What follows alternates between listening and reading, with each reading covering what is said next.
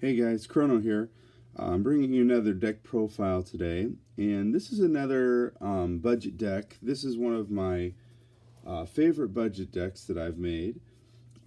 It's right up there with the Domain Monarchs that I talked about last time, and it's Prediction Princess. Now, a lot of people don't use this deck, but I think it's because they don't understand the potential, and I'm going to get into that today. Okay, so first we got the cards. You have to have 3 Prediction Princess. If you don't know what this card does, it's extremely good. So what you can do when it's ritual summoned, you can Book of Moon any card on the field, and you can also flip a card face up, and that's what makes this card really, really good.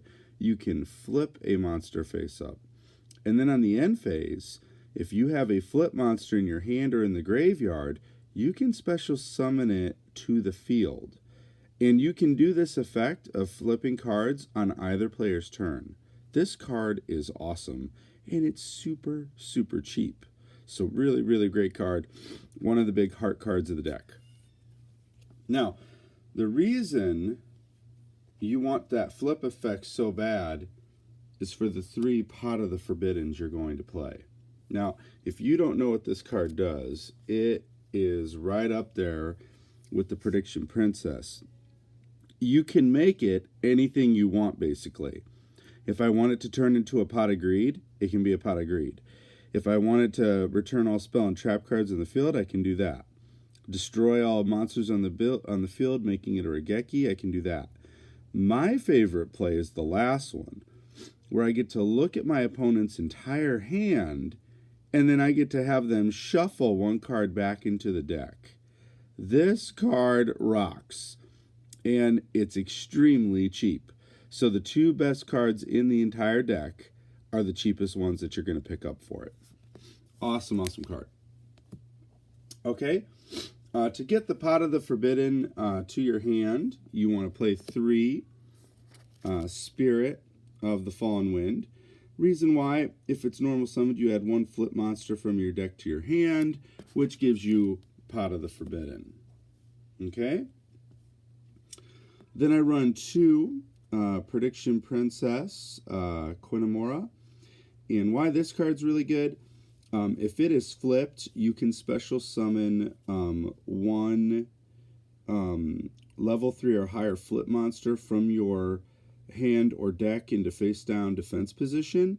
So this also gets you the pot to the field. Really good card. Okay.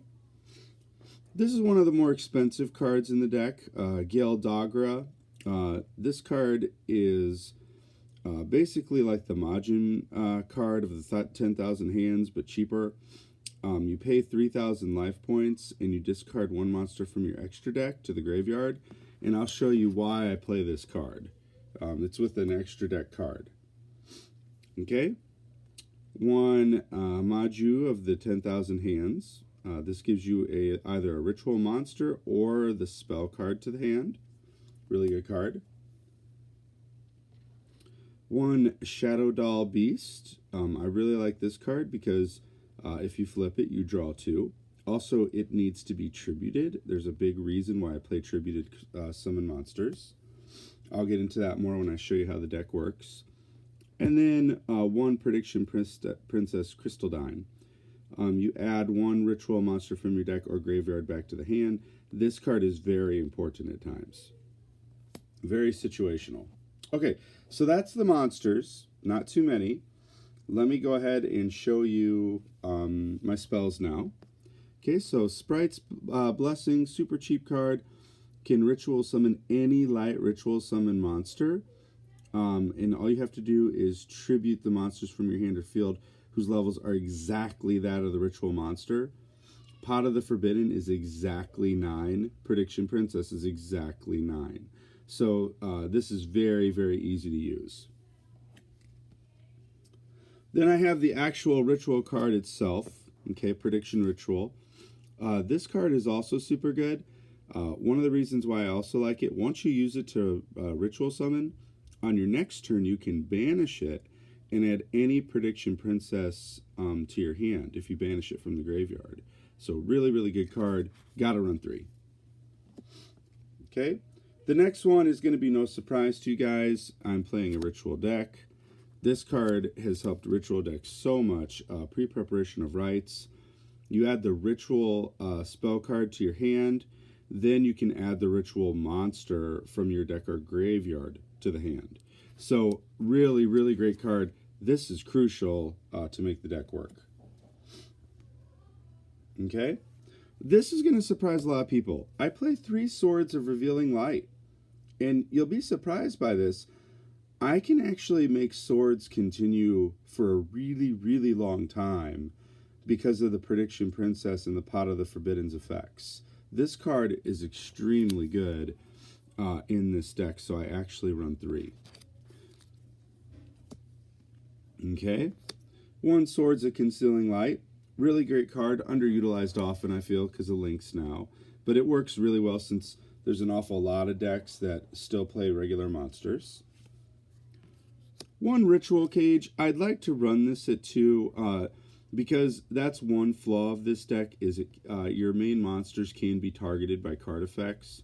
If you equip this, they can't be. But the problem is it's too clunky if you end up having more than 1, I found. At least that's just for me.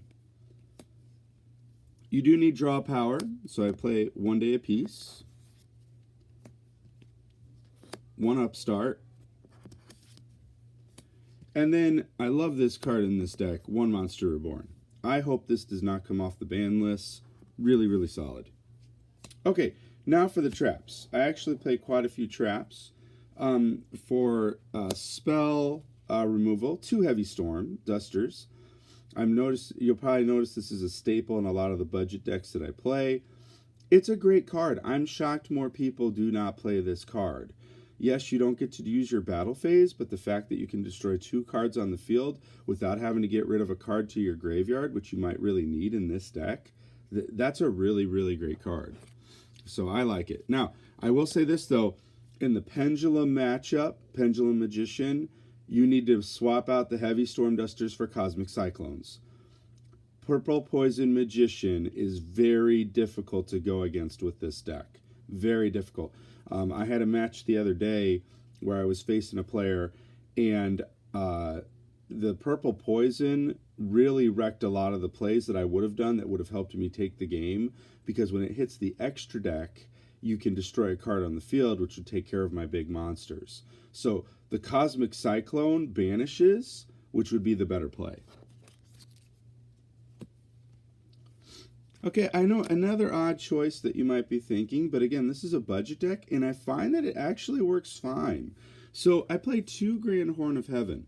Now, if you don't know how this card works, it doesn't target, but if a monster is going to be special summoned to the field, this negates it. Now, it does give your opponent a card, but at the same time, they have to go to main phase. They have to go straight to the battle phase because it ends main phase 1. This card is really useful in this deck. I've gotten really great play out of it. 1 Solemn Warning. 2 Breakthrough Skills. You know, there's an awful lot of plays right now, because you do want to go first with this deck, that if you can break through skill a lot of your opponent's stuff, it helps. And I know a lot of people like to use hand traps, which I get, but the breakthrough skill has actually worked just fine for me in this deck. It's actually stopped a lot of my opponent's plays, especially when I was facing Pendulum Magicians. This helped a lot. And then 2 Quaking. 2 Quaking Mirror Forces. Again, a very great card, which lines up your plays beautifully if you can get your opponent to have all their cards face down. It's really, really powerful. Okay, so that's it for the main deck. Let me show you the extra deck now, which isn't much. 1 Maestroke, the Symphony Dijon.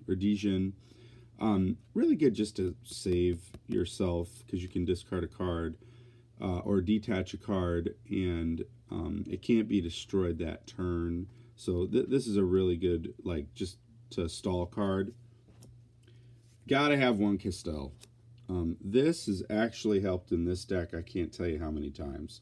Really useful card for getting rid of a problem that you might be facing. Now, remember how I talked about Del Dagra? This is the reason. You send this card to the grave, and when Herald of the Arclight goes to the grave, what's awesome about this, you can add one ritual monster or one ritual spell card from your deck to the hand. So it's very useful for that reason only. That's the one reason I play it.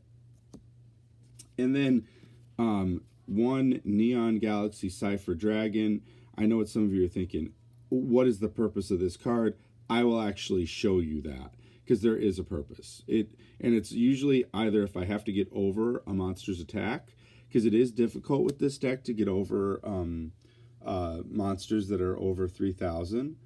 And this card helps with that. But the big reason is I want to actually just free up space on my board, which I'll show you next. Okay, so let's go ahead and get into it. Like I said, you want to go first. Okay, so right away, I'll go ahead and show you my hand here. Notice that I've got a pretty good hand, especially having the pre-preparation of rites. So I'm going to play that first. So I go ahead and play pre-preparation of rites. And what's great about that, that gets me the actual ritual card. So there's Prediction Ritual, and then that's going to give me the monster that also goes with it. So that card is huge for turn one. Really, really great card.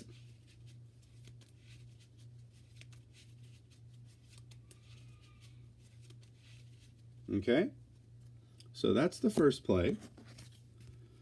That then goes to the graveyard. Now, the next thing that I'm going to go ahead and do here, let's see, I'm going to go ahead and lay down my face down. So the Grand Horn of Heaven is going to go there. And then I'm going to go ahead and set a card. Okay?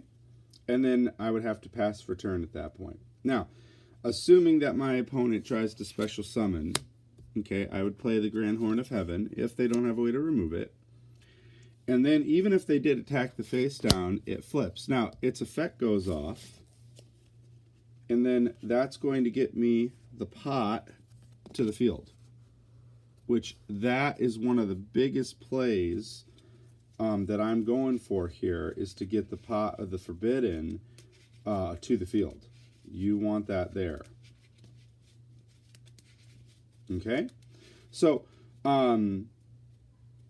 so that gets me the card that I need. Now, let's say it's my turn again now. So I go ahead and I draw.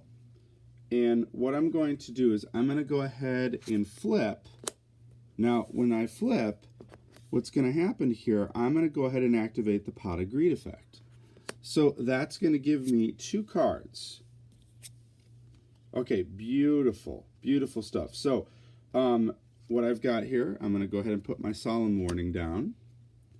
Then I also have a Quaking, which I'm going to go ahead and put down. I also got another Pre-preparation of Rites, so I'm going to play that. And that's again going to add the Ritual, and then that adds Prediction Princess to my hand. Now, this is exactly where I want to be.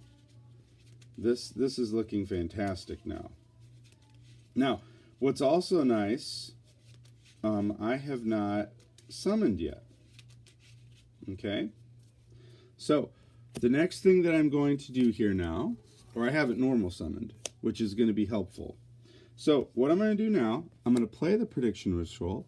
Pot of the Forbidden fulfills that requirement, so then that comes to the field. Now, after that, I'm going to Tribute Set. Now, when I do that, I go ahead and I Tribute Set, and the one that I Tribute Setted was a Shadow Doll Beast. Okay? So, Prediction Princess has not used her effect yet. Remember, I can do it on either player's turn. So, I'm going to activate her effects. That then flips Shadow Doll Beast, And his effect is I get to draw 2 cards and then I discard 1. So I'm going to go ahead and draw 2. So these are the 2 that I drew. And honestly, I really don't need the margin of the 10,000 hands now. So I'm pretty sure I'm just going to ditch that. So I'm going to go ahead and ditch this card now. Okay? Now, here's the beauty of this. All right? I have another Grand Horn of Heaven, so I'm going to set that. Notice how fast this deck is working. It's working really quickly at this point. All right, now, on the end phase, this is the beauty of this deck. Prediction Princess's effect goes off, and I get the pot to the field specialed face down. Now, this is where I absolutely love this deck, and let me show you why. Okay, so I'm trying to adjust the camera a bit. Okay, so here's why I love this deck. So what happens then, I then flip it as soon as my opponent draws. And as soon as they draw, I'm activating the very last effect, where I get to look at their hand and I get to shuffle a card back into the deck. Now you might be thinking, okay, but what if they still have a full hand?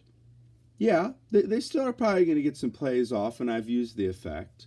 But I have a huge back row here that can deal with any kind of summoning. I've got my Solemn, okay, I've got my Grand Horn of Heaven, and then if they even try to attack, I've got my Quaking. This is a fantastic board, and I've made them shuffle one back in. Now you might be thinking, okay, well that sounds pretty good. Here's the other thing too. If your opponent only has, like if they're top decking, they're done. If they are top decking and they weren't able to get any of their plays out, you can keep doing this to them over and over on their draw phase, and that card's going to go right back into the deck. You cannot beat that combo. Okay? So I look at my opponent's hands to see what they have, and then I shuffle a card back in. Like I said, I'll assume that they summon, so I'll use the Solemn Warning. If they special again, Grand Horn of Heaven, which then puts them in main phase 2. I'm going to assume there's nothing else they can do that turn. So now I'm going to draw. Oh, perfect. Breakthrough skill. Okay. I'm going to go ahead and set that. I'm going to go ahead and activate Prediction Princess's effect again. Flip the card, the pot face down. Now, if I want here, I can go ahead and flip, and then the pot's effect is going to go off again. Do I want it to be a Regeki? Maybe. Do I want it to be a Pot of Greed? Maybe. I'll go for the Pot of Greed, assuming my opponent doesn't have much. So I get 1 and 2. Oh, perfect, perfect. Okay, so I'm going to go ahead and set the Heavy Storm Duster again.